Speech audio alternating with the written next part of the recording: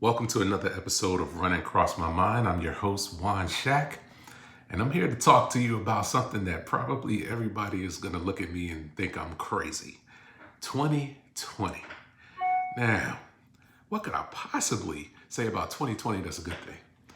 Well, I understand it's a lot of things that have happened. You've had the pandemic, you've had all these storms back to back, we've had a lot of death, a lot of people getting sick. We've had a lot of unrest in our government and our people and our societies.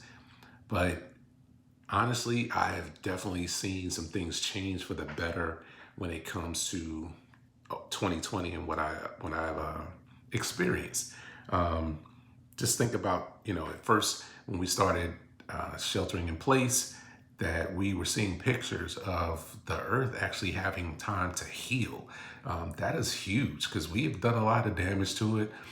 So it's a big thing to actually have that moment where the earth can take its time, get some healing, even a little bit of it, because we were going so hard and utilizing all these resources up that, it was causing a lot of damage. So that's something that I looked at as a positive. I've also seen a lot of families that have reconnected. We got so busy in our life. We were in a routine, get up, go to work, run the kids to do whatever they had to do. They were in school all day. You get home, everybody goes to their separate space, go to their devices. Barely had time to sit down and eat together. Like all of these things were taking up our time that we felt we're so busy. We all were like, oh my gosh, I'm so busy. I have this to do, I have that to do, I have all these things to do.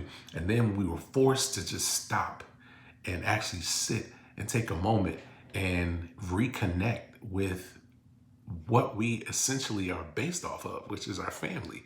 Um, in my house, we reconnecting with our kids and having more time with them, spending more time with them. My wife and I growing in our relationship and seeing where our years of going through hardships before and where we had moved into this great place has offered us this space where we were okay being sheltered in place. Like we weren't at each other's throats. We are not at each other's throats. We work side by side and it works and we're good. So I see those things as positive things. It's not just my family, it's other families that I've seen that have gotten so busy in the world that they tend to forget about what was most important, which was the actual family.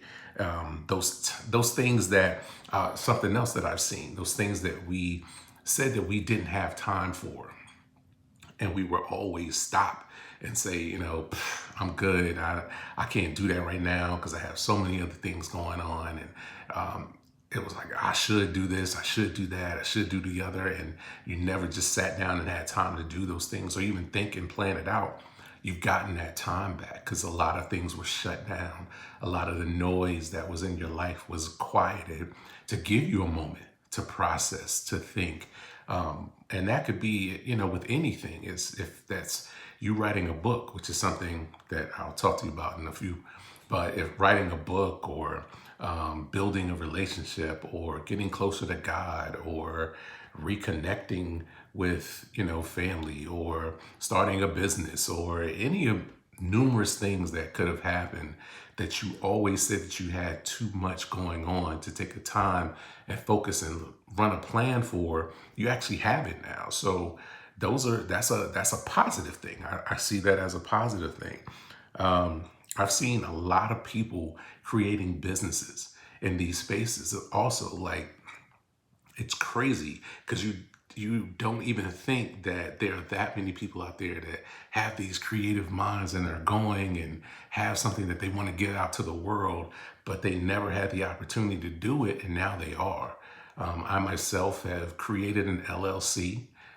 Shack's Vision LLC is basically a multimedia group going over everything that I do, like all these things that I've gotten into since I've been in this pandemic are part of it. This podcast is part of it. Having an availability for my kids to have a platform to use that as a business, an actual business, is part of it. And having something that's tangible for our family that can grow. So that's an awesome thing. One more thing, like I'm saying, that's happening in 2020 Something else that has happened that may not seem like it was a good thing, but it potentially is that a lot of the, we band-aid things up, and we'll, just put a band-aid on it, not worry about it, and keep on moving. And then eventually we blow up. So these things have forced us, some of us, to rip those band-aids off and actually have a moment where you want to get your life on track, and be sustainable in that. And, we didn't have that before because, once again, we were so busy all going that we never took the time to actually take care of ourselves, to mentally take care of ourselves. Now, I will say this: some people in this time are extroverts and they need physical interaction with other people, and they are going through their bouts with this.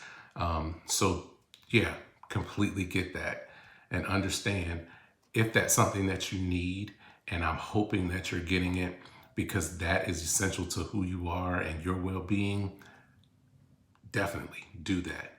It's others of us that have had things that we just kept packing down conversations that we should have had already, with people to repair relationships and those type of things that we just didn't do. And now we are taking the time to actually do it. That is a great thing. These are things that are building to us to move to something better. I know when we started out, we're like, 2020 is going to be the year that it's going to do this and do that. Well, some of those things are coming to fruition, because I know prior to 2020, we would say those things and then nothing would ever happen. But now we've gotten to the place where these things are actually happening because we've been forced to sit and actually take time and do those things. Just thinking about a lot of churches, people are reconnecting. I've noticed a lot more people reconnecting back to God that had kind of left the church, and church is showing you that the building is not the church. I know that was a big thing, and that's like old times saying, gotta have a building, gotta have church. You can have church where the people are, which is how it was supposed to be initially anyway. It was never about the actual physical structure. It was about the relationship that you have with those of you that feel the same and follow the same faith, the relationship that you have with God or whoever you deem as your creator. Those things happen in this space where you don't have to physically go to a building, but you're still building. You're still growing. You're still building this relationship that you desperately needed. You're still seeking and learning and growing, and all of those things are awesome that you should have been doing before. But as I've said numerous times, you're always finding something else to take your time up. So another thing that has really stood out to me that's happened in 2020.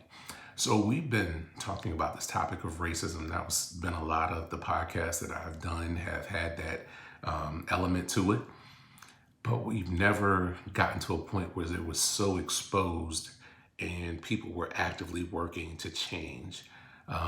Now, does that mean everybody's doing that? No, not at all. There's some people that are set in it. There's some people that are built in its fabric, and they will hold those thoughts and those creeds until the day they die. That's just it. That's just how they are.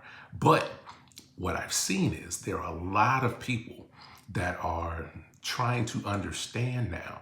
Like before, when we had these videos that we would show where unarmed people were getting shot and killed, and people didn't really pay attention because they were still going through their life. They were doing what they needed to do and wanted to do. They didn't really, it was really not a big thing to them. And then they had to sit and watch it happen, and they were like, wait a minute, why is this happening? And then they go back and they see all of these other cases, and they're like, oh my gosh, this is what they've been talking about this whole time. And it's opened them to have hard conversations about things that they've learned and these microaggressions that they've done as they've gone through their lives that they never knew were there.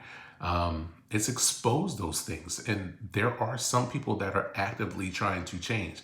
Now, does that mean that every single time that you have a question, that you go to your local Black person and you like, oh, I got a question, let me ask you? No, that's a little that's a little mentally tiring for people. But actively going out, seeking out information, seeking out people throughout history that have written pieces and done videos and documentaries and have gone in and actually listened to those, watched those, read on their own, gained knowledge on their own, and then came to those people and say, hey, I have some questions about this. Can you explain this to me a little better? That's awesome. Like this, for as much as we've talked about it, as much as we've screamed to the heavens to have these conversations, they're happening now. Hopefully this will continue to happen. This is not by far a instantaneous thing. Racism is a fabric of this country, whether you like it or not, period. It is. From its inception until now, it's just in its fabric. So we have to do everything that we can to make sure that we break those barriers down and then rebuild this country back to what it should be, which is great for everyone, which is not how it has been. So has there been some good things? Most definitely. But at the belly of it and some of the things that are underneath the ugly underbelly of it, there are some things that we need to change and we need to fix. And this grand rising, I guess, of racism and exposure to it is helping to take those things and move on from them and learn from them. So all of these things have happened, and I get to my point of things that have happened for me. Take a quick break. We'll come back and I'll talk to you then.